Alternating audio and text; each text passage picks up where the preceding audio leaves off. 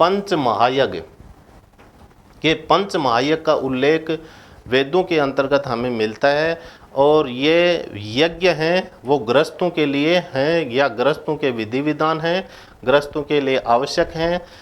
और इनका जो मुख्य लक्ष्य है वो मुख्य लक्ष्य यही है कि प्राचीन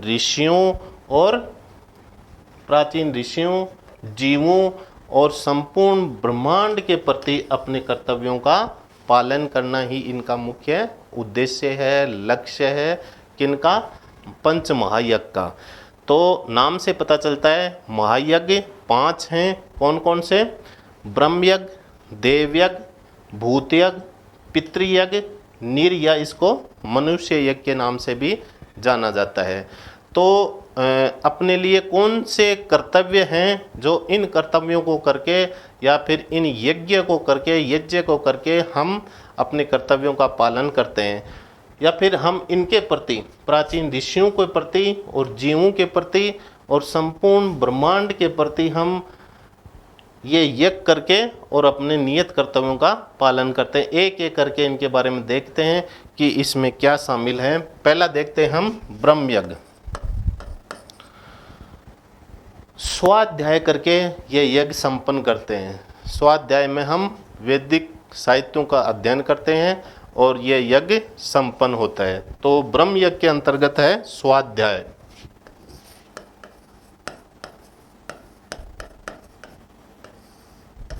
दूसरा यज्ञ है देव यज्ञ। देव यज्ञ के अंतर्गत हमें यह देखते हैं कि प्राकृतिक शक्तियों के प्रति अपनी कृतज्ञता ज्ञापित करना। यहाँ प्राकृतिक शक्तियाँ क्या हैं? पृथ्वी, अग्नि, जल, वायु, तारे, आकाश, सूर्य आदि ये प्राकृतिक शक्तियाँ हैं। इन प्राकृतिक शक्तियों के प्रति कृतज्ञता ज्ञापित करके हम इस यज्ञ को संपन्न करते हैं। कौन से यज्ञ को? देव यज्ञ को।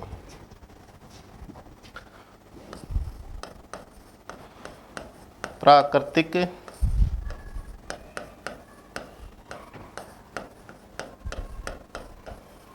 शक्तियों के प्रति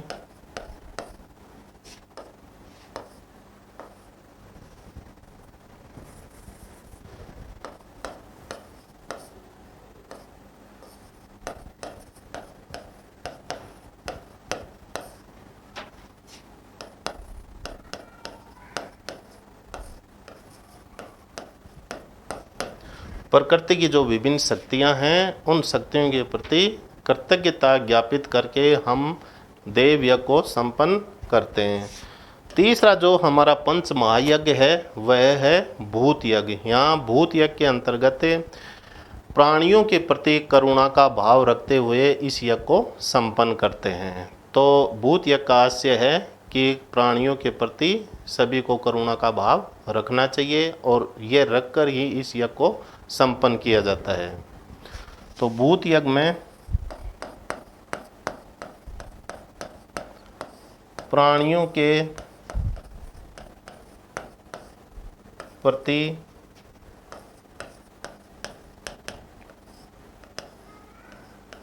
करुणा का भाव, प्राणियों के प्रति करुणा का भाव रख के और भूत यज्ञ को संपन्न करते हैं। फिर अगला यज्ञ है वो है पितृयज्ञ। पितृयज्ञ को हम अपने पूर्वजों या पितरों के प्रति श्रद्धा या आस्था का भाव रखते हुए इस यज्ञ को संपन्न करते हैं। तो पितृयज्ञ में पूर्वजों या पितरों के प्रति श्रद्धा का भाव,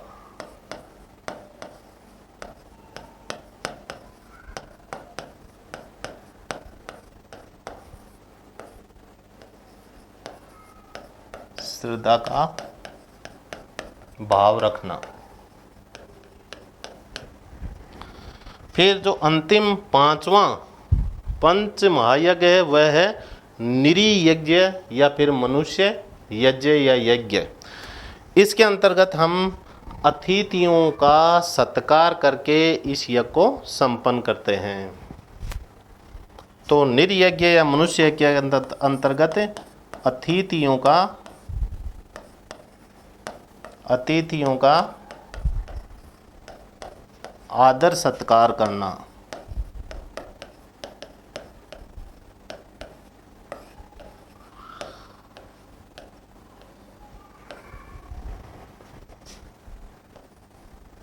अतिथियों का आदर सत्कार करना ही मनुष्य यज्ञ या नर यज्ञ के अंतर्गत शामिल है। तो पंच महायज्ञ की अवधारणा जो वेदों में हमें दिखाई देती है वह है गृहस्थों के लिए इनका विधि विधान है और इनका मुख्य लक्ष्य प्राचीन ऋषियों, जीवों और ब्रह्मांड के प्रति अपने कर्तव्यों का पालन करना। ये 5 हैं: ब्रह्म यज्ञ, देव यज्ञ, भूत यज्ञ, पितृयज्ञ और नृयज्ञ या मनुष्य यज्ञ। ये यज्ञ किस प्रकार से संपन्न होते हैं या कौन से कर्तव्य करके हम इन यज्ञों का पालन करते हैं या संपन्न करते हैं, इसके बारे में हमने देखा। अब हम देखेंगे वेदों के अंतर्गत ऋत की अवधारणा, जो कि वैदिक दर्शन का सबसे महत्वपूर्ण टॉपिक है। ऋत के बारे में ऐसा कोई एग्जाम नहीं है जिसमें सिलेबस में वैदिक दर्शन दे रखा हो, ऋत के बारे में प्रश्न ना पूछा हो। तो सबसे महत्वपूर्ण टॉपिक है ऋत। इसको हम एक एक करके समझेंगे और यदि इसको समझ लिया थोड़ा सा तो इसमें प्रश्न गलत होने की संभावना बिल्कुल भी नहीं रहेगी, लेकिन प्रश्न जरूर आएगा, ये ध्यान में रखना। सबसे पहले हम देखते हैं ऋत का अर्थ क्या है।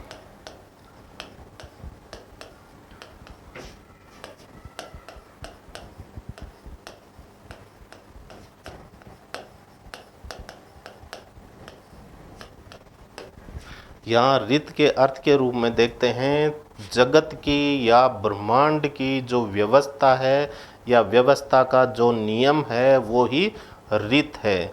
संपूर्ण ब्रह्मांड एक व्यवस्थित रूप से संचालित है और वो किससे संचालित है, वह है ऋत। इसी ऋत के द्वारा संपूर्ण ब्रह्मांड का संचालन एक व्यवस्थित तरीके से हो रहा है, इसलिए इसको हम कहते हैं कि ऋत जगत की व्यवस्था है, जगत की व्यवस्था का नियम है। तो ऐसा ही उठा के दे देते हैं प्रश्न के अंतर्गत कि ऋत क्या है, उसमें ऑप्शन में आ जाएंगे जगत की व्यवस्था या जगत की व्यवस्था का नियम, और 2-3 ऑप्शन और आ जाएंगे। तो ऋत यहाँ हम देखेंगे जगत की व्यवस्था का नियम। इसको थोड़ा सा विस्तृत रूप में हम देखते हैं, समझते हैं कि ऋत वास्तव में है क्या।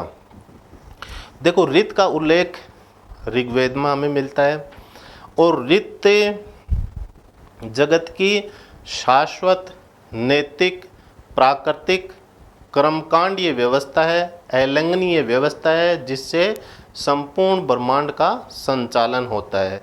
और इसका एक संचालक देवता भी है, उसका नाम है वरुण। इसका संचालक देवता वरुण है, ऋतस्य गोप्ता, जो ऋत को संचालित करता है और स्वयं भी इस ऋत से ही संचालित होता है। न केवल वरुण देवता बल्कि और भी सभी देवता ऋत से ही संचालित होते हैं। तो हम देखते हैं कि ऋग्वेद में वर्णित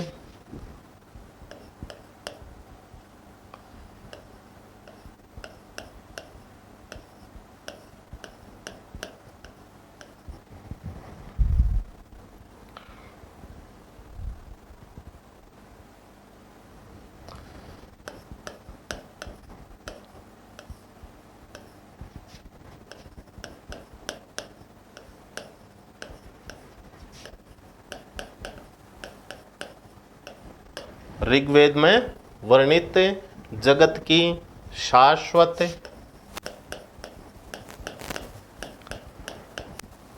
अलंघनीय,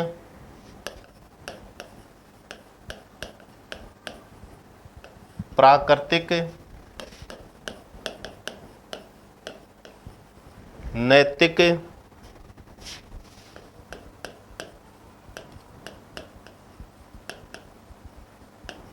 वह कर्मकांडीय व्यवस्था। किस प्रकार की व्यवस्था है ये? शाश्वत व्यवस्था है, अर्थात ये हमेशा से ये व्यवस्था चलती आ रही है। अलंघनीय है, अर्थात इसका कोई उल्लंघन नहीं हो सकता। प्राकृतिक है, कैसे है वो नीचे देखेंगे। नैतिक है और कर्मकांडीय व्यवस्था है जिससे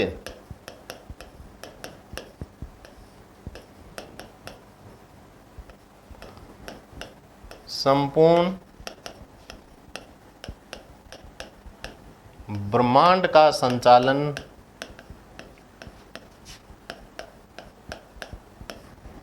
होता है।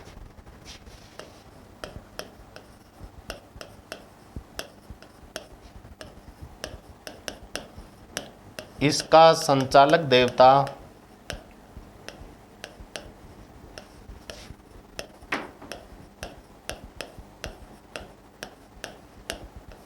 वरुण है। इसको हम यहाँ ऋतस्य गोप्ता भी कहते हैं। तो ऋत के बारे में हमने क्या देखा कि इसका वर्णन हमें कहाँ मिलता है, ऋग्वेद के अंतर्गत इसका वर्णन मिलता है। यह ब्रह्मांड की या जगत की व्यवस्था है। कौन सी व्यवस्था है? शाश्वत व्यवस्था है, अलंघनीय व्यवस्था है, प्राकृतिक व्यवस्था है, नैतिक व्यवस्था है और कर्मकांडीय व्यवस्था है, जिससे संपूर्ण जगत या ब्रह्मांड का संचालन होता है और इसका संचालक देवता वरुण है, ऋतस्य गोपा। अब यहाँ हम विभिन्न अंगों के माध्यम से अलग अलग देखेंगे कि प्राकृतिक व्यवस्था ये कैसे है, नैतिक व्यवस्था कैसे है, कर्मकांडीय व्यवस्था कैसे है। सबसे पहले हम देखेंगे इसमें प्राकृतिक अवस्था का क्या आशय है। देखो, प्रकृति की जितनी भी शक्तियां हैं, जैसे कि सूर्य, चंद्रमा, तारे, दिन रात, समय निश्चित समय पर दिन रात होना, प्रकृति की विभिन्न ऋतुएं, ये सारे के सारे ऋत से ही संचालित हैं, इसलिए इसको प्राकृतिक व्यवस्था के नाम से जाना जाता है। अच्छा, प्रकृति की जो व्यवस्था है उसका संचालक कौन है? ऋत है। तो यहाँ हम देखेंगे सूर्य, चंद्रमा, तारे, दिन रात,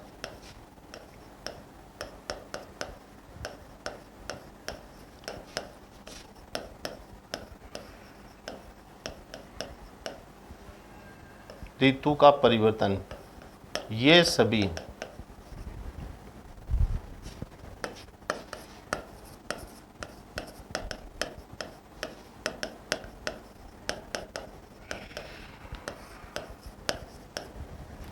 सूर्य, चंद्रमा, तारे, दिन रात व ऋतु का परिवर्तन, जैसे सर्दी, गर्मी, वर्षा, बसंत आदि ऋतु का परिवर्तन, ये सारे के सारे किससे संचालित हैं? ऋत से संचालित हैं। ऋत नैतिक व्यवस्था कैसे है? हमने देखा इसमें कि जगत की नैतिक व्यवस्था है। ऋत क्या है? जगत की नैतिक व्यवस्था है। कैसे है नैतिक व्यवस्था? यहाँ नैतिक व्यवस्था का आशय है कर्मवाद के नियम या कर्म नियम से है, अर्थात जो जैसा कर्म करेगा उसको वैसा ही फल मिलेगा। जो जैसा अच्छा कर्म करेगा तो अच्छा फल मिलेगा, बुरा कर्म करेगा तो बुरा फल मिलेगा। इसको हम ऐसे भी कह सकते हैं कि जैसी करनी वैसी भरनी, जो जैसा बोएगा वो वैसा ही काटेगा। तो यह कर्म नियम है। कर्म नियम का संचालन ऋत के द्वारा होता है। तो यही इसकी नैतिक व्यवस्था है। क्या है नैतिक व्यवस्था?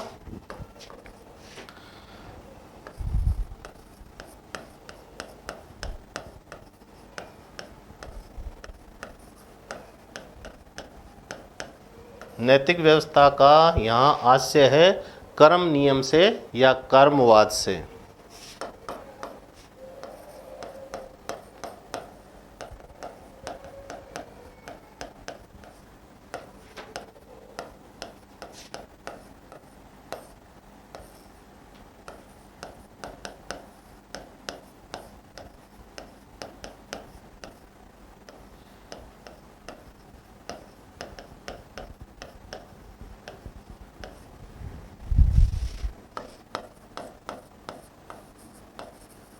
कर्म नियम क्या है?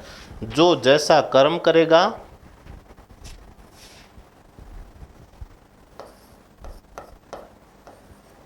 उसको उसी अनुसार फल मिलेगा। अर्थात इसको हम ऐसे भी कह सकते हैं,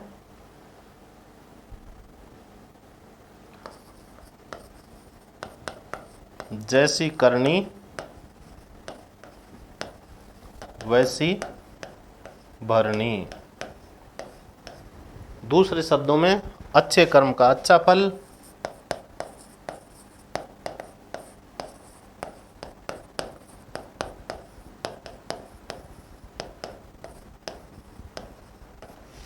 और बुरे कर्म का बुरा फल।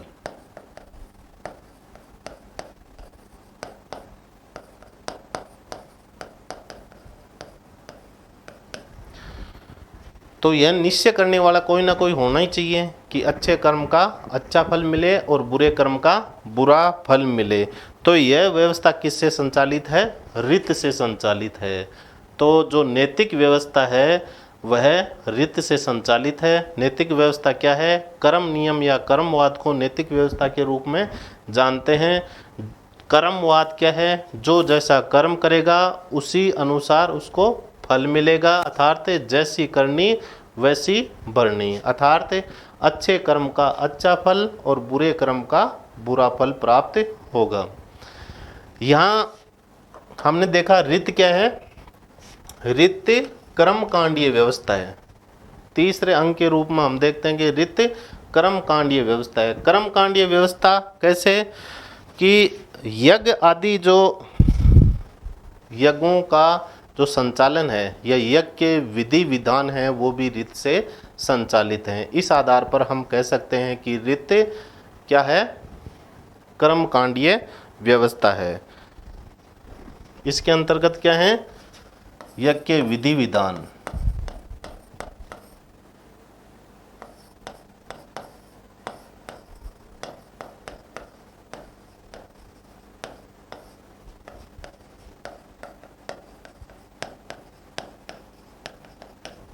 एक तथ्य इसमें और शामिल करते हैं कि हमने देखा कि इस रीत का संचालक कौन है? वरुण देवता।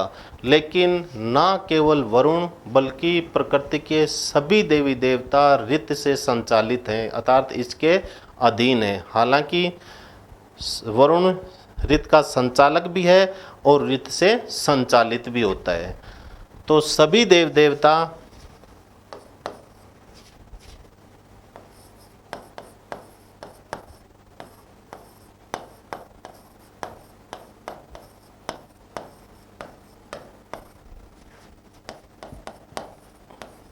रीत से संचालित है।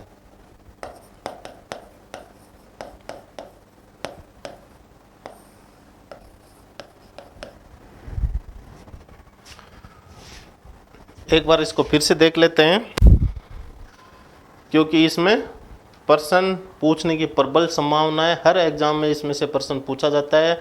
हमें बस इतना ही ध्यान में रखना है कि रीत इस पूरे जगत को एक नियम के रूप में संचालित करने वाली एक व्यवस्था है। जो जगत में व्यवस्था दिखाई देती है वो रीत के कारण ही दिखाई देती है। तो अर्थ के रूप में देखें तो रीत ब्रह्मांड या जगत की एक व्यवस्था है, एक व्यवस्था का नियम है। ऋग्वेद में इसका वर्णन मिलता है। और ये किस प्रकार की व्यवस्था का नियम है? शाश्वत, या किस प्रकार की व्यवस्था है ये? जगत की शाश्वत, अलंघनीय, प्राकृतिक। प्राकृतिक कैसे? कि सूर्य, चंद्रमा और प्रकृति की जितनी भी शक्तियां हैं वो एक व्यवस्थित रूप से संचालित होती हैं। और किससे संचालित होती हैं? रीत से। इस आधार पर हम कहते हैं ये प्राकृतिक व्यवस्था है। दूसरा हम देखेंगे यह नैतिक व्यवस्था है, जगत की नैतिक व्यवस्था कि कोई अच्छा कर्म कर रहा है तो उसको अच्छा फल मिल रहा है, कोई बुरा कर्म कर रहा है तो उसको बुरा फल मिल रहा है। ये कौन तय करता है? रीत। रीत से यह संचालित होता है, इसको हम बोलते हैं नैतिक व्यवस्था। फिर हम देखेंगे अगला अंग, यह कर्मकांडीय व्यवस्था है कि इसके अंतर्गत यज्ञ आदि की विधि विधानों का भी उल्लेख मिलता है या ये भी इससे संचालित होते हैं। अंतिम रूप में इसमें यह देखेंगे कि इसको रीत को संचालित करने वाला भी एक देवता है जिसका नाम है वरुण। ध्यान में रखना, वरुण देवता रीत को संचालित करता है, इसलिए इसको ऋतस्य गोप्ता के नाम से भी जाना जाता है।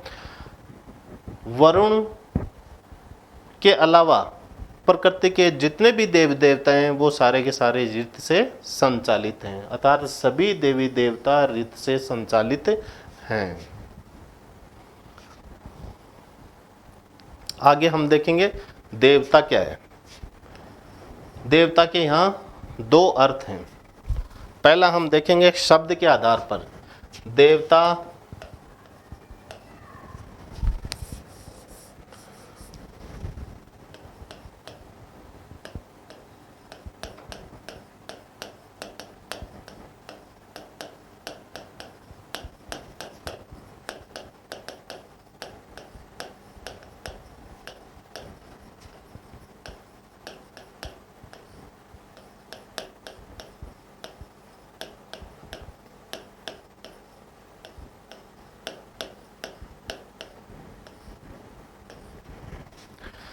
देवता दिव धातु से निष्पन्न है, या देवता शब्द की उत्पत्ति दिव धातु से हुई है, दिव धातु से निष्पन्न है, जिसका अर्थ होता है चमकना या प्रकाशित होना। देवता अपने प्रकाश से न केवल स्वयं प्रकाशित होते हैं बल्कि जगत के सभी लोगों को प्रकाशित करते हैं। तो इस आधार पर हम इनको देवता कहते हैं। एक दूसरे अर्थों में कि देवता वो है जो देता है, और प्रकृति की शक्तियाँ हमें कुछ ना कुछ देती हैं, इसलिए ये देवता हैं। तो दो संदर्भों में हमें देवता के परिभाषित किया है। एक दिव धातु से निष्पन्न, जिसका अर्थ है चमकना, हमें यह कुछ ना कुछ देते हैं, या फिर प्रकृति की जो शक्तियाँ हैं, जो देवता हैं, हमें प्रकाशित करते हैं, इस आधार पर देवता। दूसरा देखते हैं हम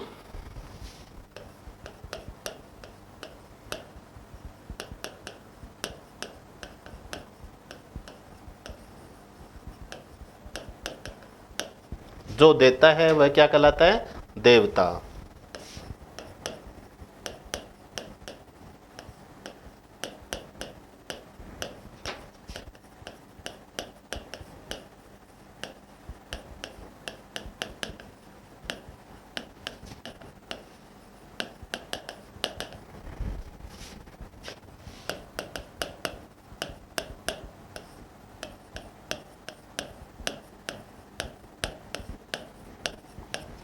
प्राकृतिक शक्तियाँ हमें कुछ ना कुछ देती हैं, इसलिए ये देवता हैं।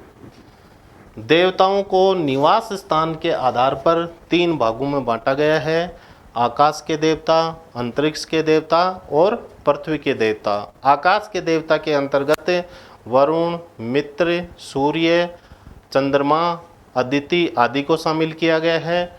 दूसरा है अंतरिक्ष के देवता। अंतरिक्ष के देवता के अंतर्गत वायु, पर्जन्य, इंद्र, मरुत को शामिल किया गया है। और तीसरा है पृथ्वी के देवता। पृथ्वी के देवता के अंतर्गत स्वयं पृथ्वी को, अदिति को, सोम को और बृहस्पति को शामिल किया गया है। तो इसमें पहला है आकाश के देवता। इसके अंतर्गत वरुण, मित्र,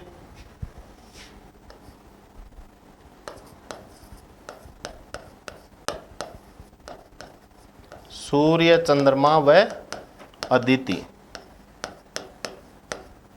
ये अंतरिक्ष के, आकाश के देवता हैं। दूसरे जो निवास स्थान के आधार पर देवता हैं वो अंतरिक्ष के देवता, ये हैं इंद्र, मरुत, वायु, पर्जन्य।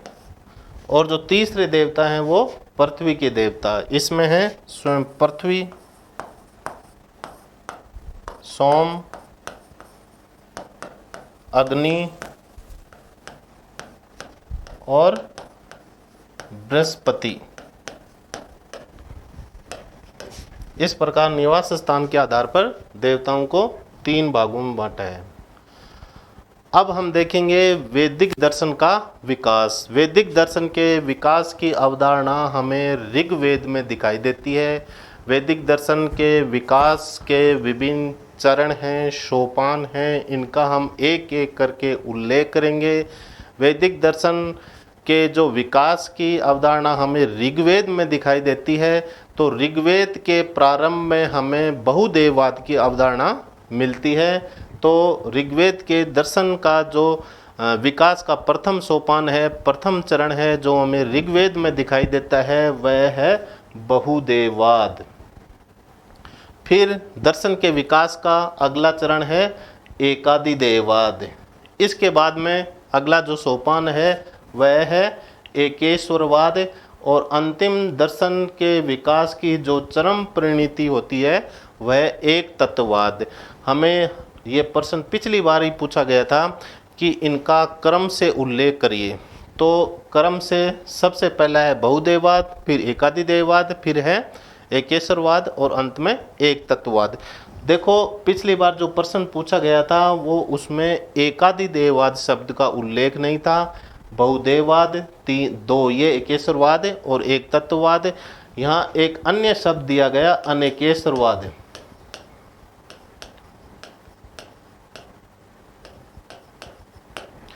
अनेकेश्वरवाद और बहुदेववाद दोनों एक ही बात है, अर्थात बहुत सारे देवता या अनेक ईश्वर की सत्ता में विश्वास रखने वाला सिद्धांत अनेकेश्वरवाद या बहुदेववाद के नाम से जाना जाता है। तो मैं ये कह रहा था कि पिछली बार एकादिदेववाद शब्द नहीं दिया गया, उसकी जगह अनेकेश्वरवाद शब्द दिया गया था। हिंदी के दृष्टिकोण से तो वो प्रश्न गलत था, लेकिन इंग्लिश में वो जो कर्म था वो बिल्कुल सही दे रखा था। तो ऐसी स्थिति में आपको यहाँ न केवल हिंदी के शब्दों की तरफ ध्यान देना है बल्कि इंग्लिश के शब्द भी ध्यान में रखना है। तो हम यहाँ देखते हैं कि जो बहुदेववाद है उसको अंग्रेजी में पॉलीथीज्म, एकादिदेववाद को हीनोथीज्म, एकेश्वरवाद को मोनोथीज्म और एकवाद को मोनिज्म के नाम से जानते हैं। तो मैं लिख देता हूँ यहाँ,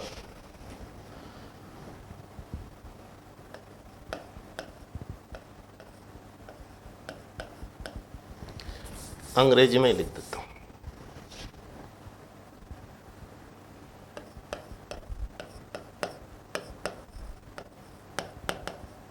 बहुदेववाद को पॉलीथीज्म के नाम से जाना जाता है, एकादिदेववाद को हीनोथीज्म, एकेश्वरवाद को मोनोथीज्म और जो दर्शन के विकास की चरम परिणति है वो है एक तत्ववाद, या इसको एकवाद या अद्वैतवाद के नाम से भी जाना जाता है।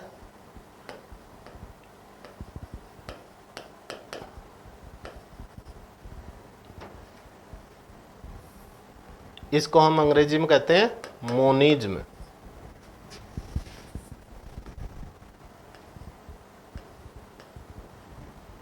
एम। तो इनको थोड़ा सा ध्यान में रखना है, क्योंकि हो सकता है कि हिंदी के जो शब्द हैं उनको और भी कहीं घुमा फिरा के दे दें और उनका आपको ध्यान में नहीं हो। इंग्लिश के शब्दों को यही शब्द मिलेंगे और इनको हम ध्यान में रखेंगे तो प्रश्न गलत होने की संभावना नहीं होगी। तो बहुदेववाद पॉलीथीज्म, एकादिदेववाद हीनोथीज्म, एकेश्वरवाद मोनोथीज्म और एक तत्ववाद या अद्वैतवाद को मोनिज्म के नाम से जानते हैं। सबसे पहले हम देखेंगे बहुदेववाद, जो ऋग्वेद के प्रारंभ में ही यह अवधारणा दिखाई देता है। इसके बारे में हम थोड़ा सा अध्ययन करेंगे। देखो यहाँ देखो, ये बहुदेववाद है, इसी शब्द से हमें इसका पता चलता है कि यह अवधारणा क्या है। यहाँ बहु का अर्थ है अनेक या बहुत, देव यानी देवता और वाद यानी विचारधारा, अर्थात ऐसी विचारधारा जो बहुत से देवताओं की सत्ता को स्वीकार करती है या फिर अनेक ईश्वर की सत्ता को स्वीकार करती है, उसे बहुदेववाद या अनेकेश्वरवाद के नाम से भी जाना जाता है। तो बहुदेववाद का एक अन्य नाम क्या है? अनेकेश्वरवाद।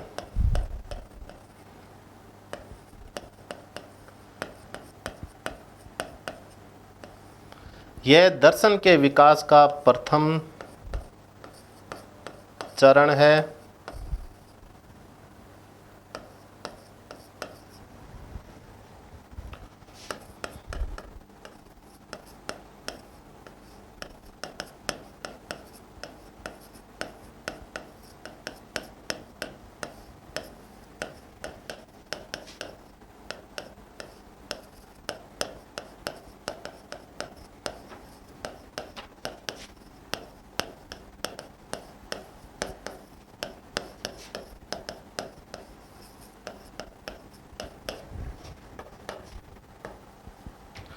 बहुत से देवताओं की सत्ता को स्वीकार करने वाला सिद्धांत क्या कहलाता है? बहुदेववाद कहलाता है। इसमें बहुत हमने पिछले जब देवताओं को निवास स्थान के आधार पर वर्गीकरण किया था तो हमने बहुत से देवताओं का उल्लेख किया। जैसे इसमें बहुत सारे देवता कौन कौन से हैं? इंद्र, मित्र, वरुण, पृथ्वी आदि, ऐसे बहुत सारे देवता हैं। इनकी सत्ता में विश्वास करने वाला सिद्धांत अनेकेश्वरवाद या बहुदेववाद कहलाता है।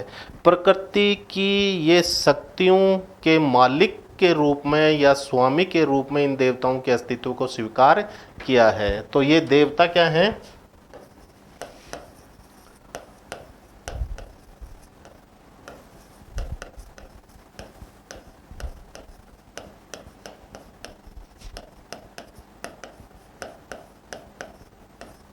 प्राकृतिक शक्तियों के स्वामी के रूप में देवता हैं।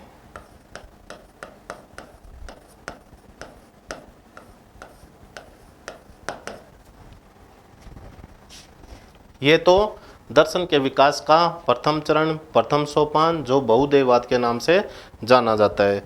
जैसे जैसे दर्शन का विकास होता गया, बहुत सारे देवताओं के स्थान पर दो देवता, फिर बाद में एक देवता को श्रेष्ठ मानकर पूजा की जाने लगी, उपासना की जाने लगी।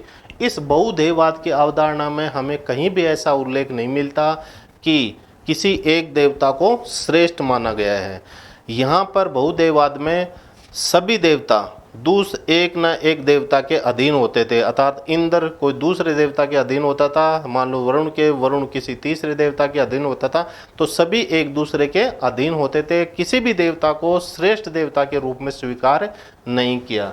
लेकिन जैसे ही दर्शन का विकास होता है या उसमें बहुत सारे देवताओं के स्थान पर मनुष्य ने, ऋषियों ने जो दो देवताओं के रूप में या दो देवताओं को मिलाकर उपासना प्रारंभ कर दिया। तो यहीं पर एक पाश्चात्य विद्वान थे जिनका नाम था मैक्स मूलर। मैक्स मूलर ने इसी को एक नई अवधारणा के रूप में प्रकाशित किया, जिसको एकादि देववाद के नाम से जाना जाता है। अंग्रेजी में इसको हीनोथीज्म के नाम से जाना जाता है। इसका एक नाम और है कैथेनाथीज्म। यहाँ हम देखेंगे एक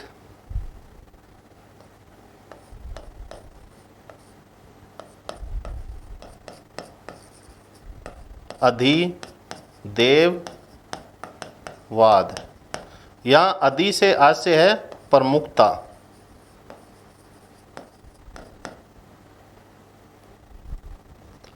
अधि से क्या से है?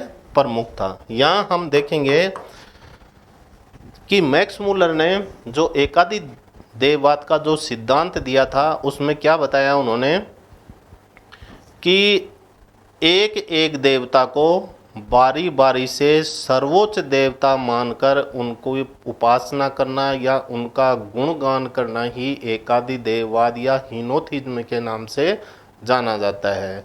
इसको हम दूसरे शब्दों में या दूसरे हिसाब से ऐसे कह सकते हैं कि एक अवसर विशेष पर एक देवता को प्रमुखता मानकर उनकी उपासना करना और उस समय अन्य देवताओं को गौण रखना ही एकादि देववाद या हीनोथीज्म के नाम से जाना जाता है। एक के पाश्चात्य विद्वान थे जिसका नाम है ब्लूमफुल्ड। ब्लूमफुल्ड ने भी इस एकादि देववाद को मैक्स मूलर की आलोचना करते हुए उसको एक नाम दिया, वो था अवसरवादी एकेश्वरवाद। तो हम देखते हैं यहाँ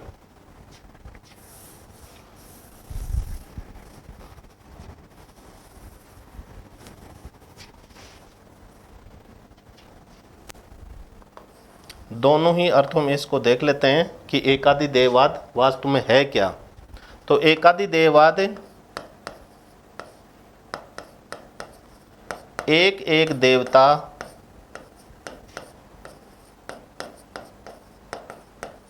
को बारी बारी से सर्वोच्च देवता मानकर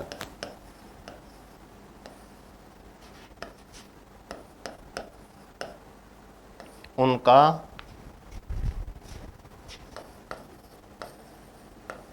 गुणगान करना।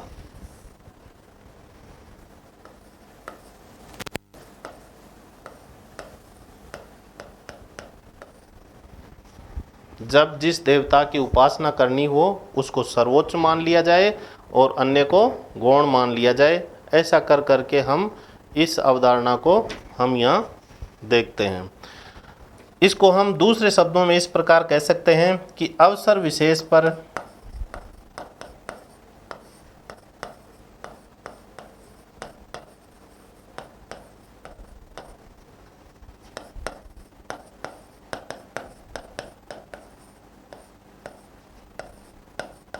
किसी एक देवता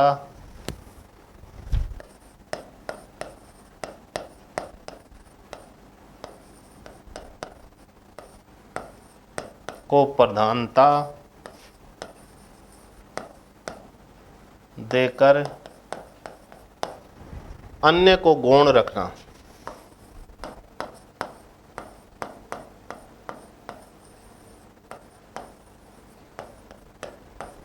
अर्थात जिस समय जिस देवता की उपासना करनी हो या अवसर विशेष पर किसी एक देवता को उपासना का पात्र बनाया जाए और अन्य देवताओं को साइड में रख दिया जाए या फिर गौण मान लिया जाए, तो इस सिद्धांत को एकादि देववाद के नाम से जाना जाता है।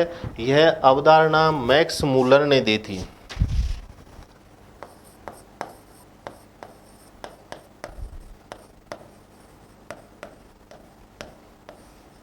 यह अवधारणा मैक्स मूलर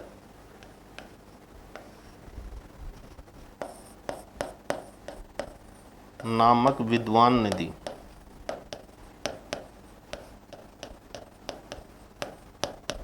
पूछ सकते कि हीनोथिज्म या एकादि देववाद की अवधारणा किसके द्वारा दी गई, तो पाश्चात्य विद्वान थे जिनका नाम था मैक्स मूलर। मैक्स मूलर के द्वारा एकादि देववाद की अवधारणा दी गई और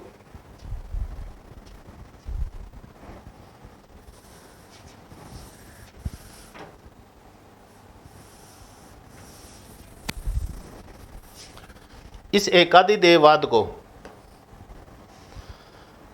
एक विद्वान थे ब्लूमफील्ड ने इस एकादि देववाद को इसकी आलोचना करते हुए एक नया नाम दिया, वो था अवसरवादी एकेश्वरवाद।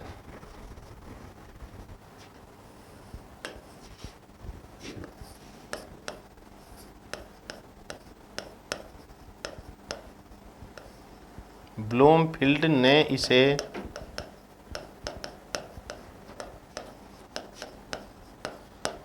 अवसरवादी एकेश्वरवाद का। ब्लूमफील्ड ने एकादि देववाद को या हीनाथिज्म को अवसरवादी एकेश्वरवाद कहा। यहाँ हम ये भी देख लेते हैं कि इसको अंग्रेजी में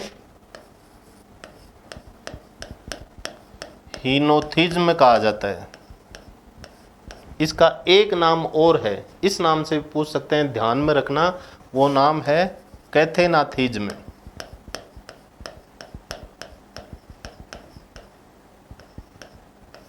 कैथेनाथिज्म के रूप में भी एकादि देववाद या हीनोथिज्म जानी जाती है। तो इन सभी शब्दों को ध्यान में रखना है। यह वैदिक दर्शन के जो विकास का दूसरा चरण है एकादि देववाद, इसके बारे में हमने विस्तृत रूप से देखा। अब हम देखेंगे जो वैदिक दर्शन के विकास का जो अगला चरण है वह है एकेश्वरवाद।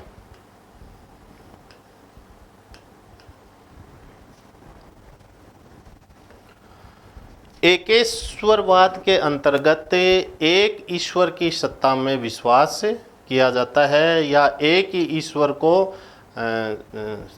परम सत्य के रूप में स्वीकार किया जाता है। इसमें कहा भी गया है, एक मंत्र भी है, एकम सद विप्रा बहुधा वदंती। परम सत्य एक ही है, उन्हीं को विभिन्न नामों से जाना जाता है। तो यह अवधारणा एकेश्वरवाद की अवधारणा है। एकेश्वरवाद के अंतर्गत हमें तात्विक भेद दिखाई देता है। ईश्वर जगत दो अलग अलग हैं, अर्थात दो भेद हैं, इसमें अभेद नहीं है। तो ईश्वर जगत, इसमें तात्विक भेद दिखाई देता है, अर्थात आत्मा और अनात्म, आत्म और अनात्म के बीच भेद दिखाई देता है, जगत और आत्मा के बीच भेद दिखाई देता है। तो एकेश्वरवाद के अंतर्गत हमें तात्विक भेद मिलता है।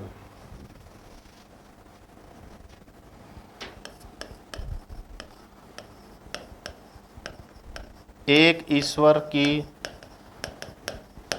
सत्ता को स्वीकार करने वाला सिद्धांत।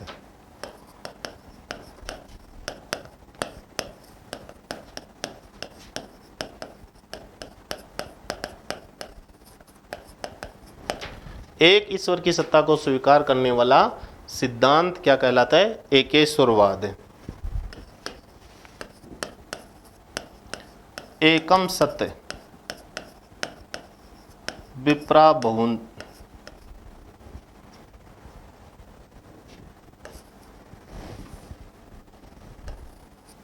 बहुधा वदंती। एकम सत्य विप्रा बहुधा वदंती, अर्थात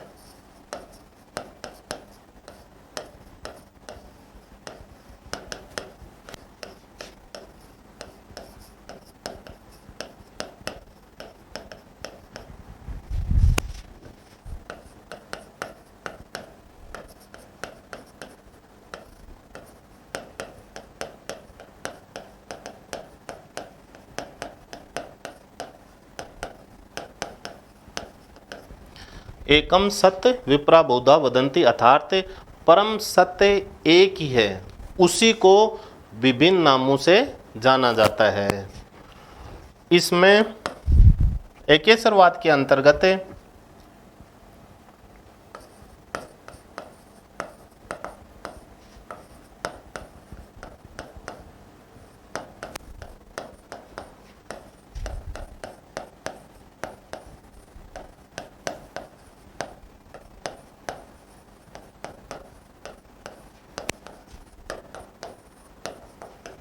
एकेश्वरवाद के अंतर्गत हमें तात्विक भेद दिखाई देता है, अर्थात आत्म, ईश्वर और अनात्म, जगत, इनके बीच तात्विक भेद है।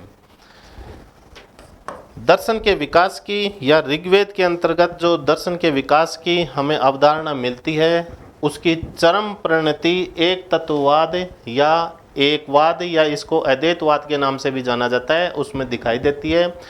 एकवाद क्या है या एक तत्ववाद क्या है, जिसको मोनिज्म के नाम से भी जाना जाता है। इसमें जो तात्विक भेद है, ईश्वर और जगत के बीच जो तात्विक भेद है, वो समाप्त हो जाता है। परम तत्व एक ही है, उसी के विभिन्न रूप हैं या उसी से फिर सृष्टि की रचना होती है। तो हम यहाँ देखते हैं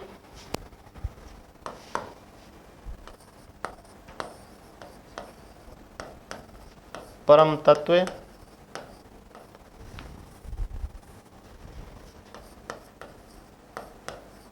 एक है, यहाँ ईश्वर व जगत में तात्विक भेद, ईश्वर व जगत में तात्विक भेद समाप्त हो जाता है। ईश्वर और जगत में तात्विक भेद समाप्त हो जाता है और यह दर्शन के विकास की चरम परिणति है। इसको एकवाद या अद्वैतवाद के नाम से भी जाना जाता है।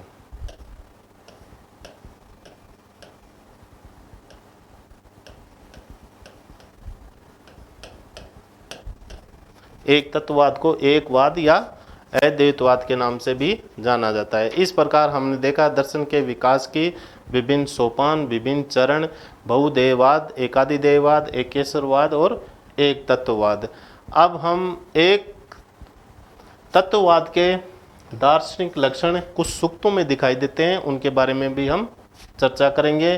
3 सूक्त हैं, नासदीय सूक्त, पुरुष सूक्त और अदिति सूक्त। इसके अंतर्गत हमें एक तत्ववाद के चिन्ह दिखाई देते हैं। पहला सूक्त है नासदीय सूक्त, इसको सृष्टि सूक्त के नाम से भी जाना जाता है। इसमें सृष्टि से संबंधित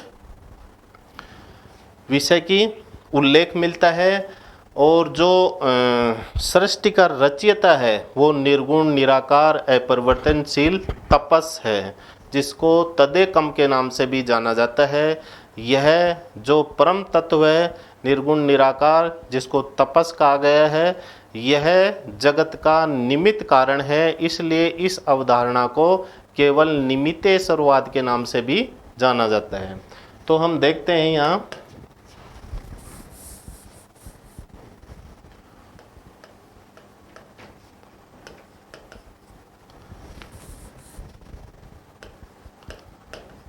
इसमें सृष्टि विषयक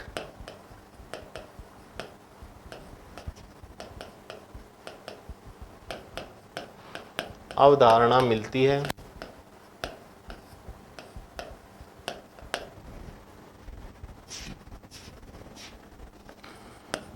यहाँ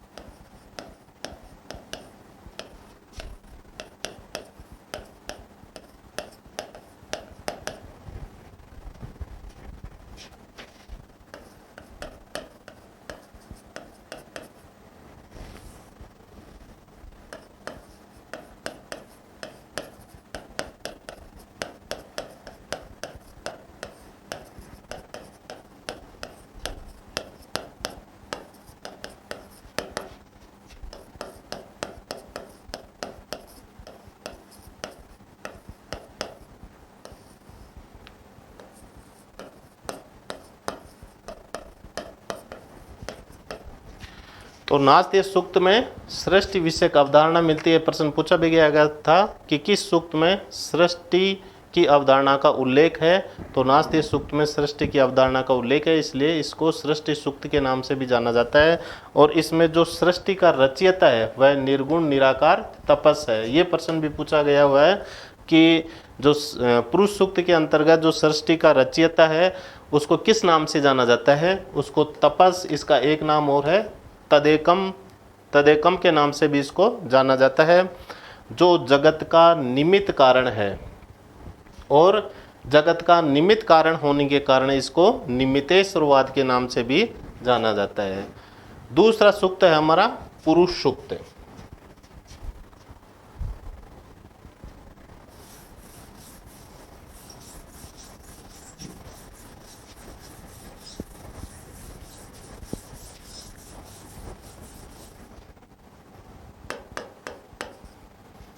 इसमें जो परम तत्व होता है पुरुष सूक्त के अंतर्गत जो हमें परम तत्व का उल्लेख मिलता है वह विश्वातीत और विश्वव्यापी है। अर्थात विश्व में और विश्व के अंदर और विश्व के परे दोनों जगह इन विद्यमान रहता है।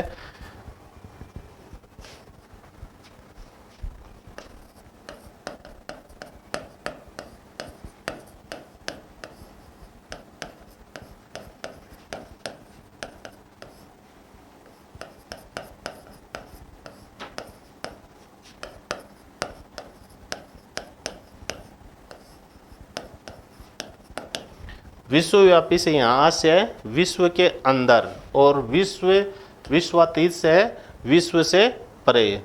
तो जो हमारा परम तत्व है विश्वव्यापी है और विश्वातीत है। इसलिए इस परम तत्व को हम यह कह सकते हैं कि वह जगत का निमित्त कारण भी है और उपादान कारण भी है।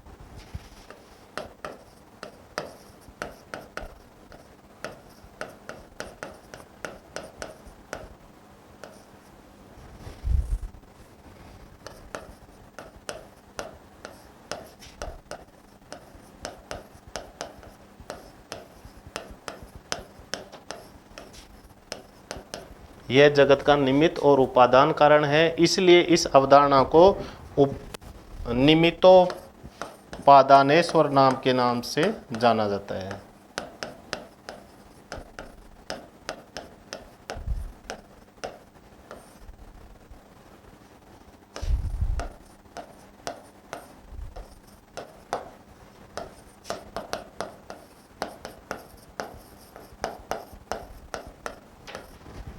निमित्त और उपादान कारण होने के कारण इस अवधारणा को निमित्तोपादानेश्वर के नाम से जाना जाता है या निमित्तोपादानेश्वर कहा जाता है।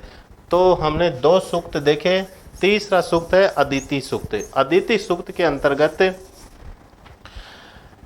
जो कुछ हो रहा है, जो कुछ होने वाला है, वो सब कुछ अद्वितीय है, अर्थात परम सत्ता और अद्वितीय में अभेद है, किसी प्रकार का कोई भेद नहीं है।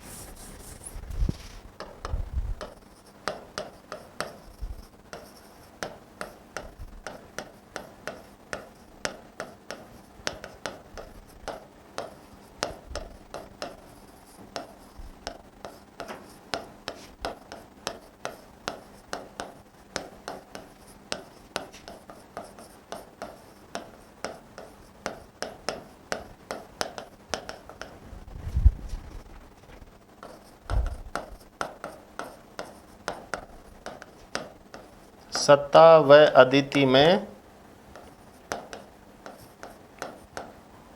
अभेद है। जो कुछ हो रहा है, को होने वाला है, वो सारा का सारा क्या है? अदिति है, अर्थात परम सत्ता और अदिति में किसी प्रकार का भेद दिखाई नहीं देता। जो हमारे वैदिक दर्शन का जो अंतिम पॉइंट है वह कूटस्थवाद। कूटस्थवाद क्या है? यहाँ वेदों में इसका वर्णन मिलता है। यहाँ कूटस्थ से आशय है अपने आप में स्थित, अर्थात परम सत्ता जो निर्गुण निराकार है, अपरिवर्तनशील है, वह अपने ज्ञान व अस्तित्व के लिए किसी पर निर्भर नहीं है। इसी को कूटस्थवाद के नाम से जाना जाता है।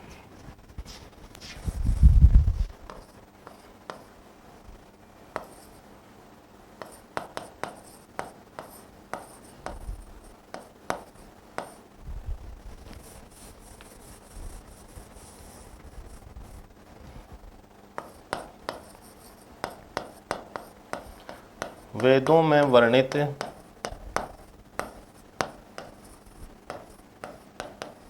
कूटस्थ का आशय है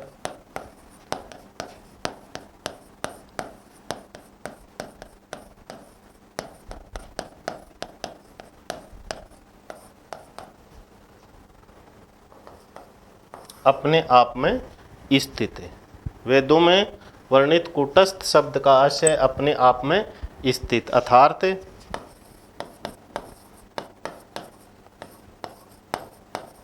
परम तत्व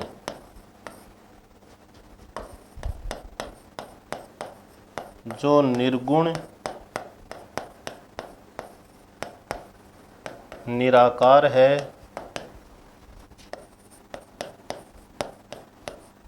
अपने ज्ञान व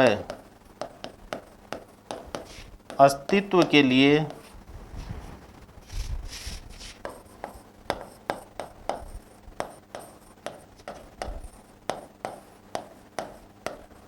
किसी पर निर्भर नहीं है।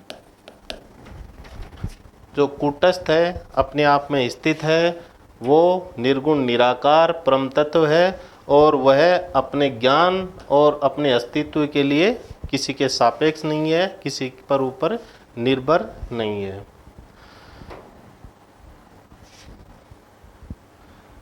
इस प्रकार हमने वेदों के बारे में, विभिन्न अवधारणाओं के बारे में, दर्शन की मूलभूत विशेषताओं के बारे में, दर्शन के विभिन्न जो टॉपिक हैं उनके बारे में अध्ययन किया और शेष हम कल अध्ययन करेंगे। धन्यवाद।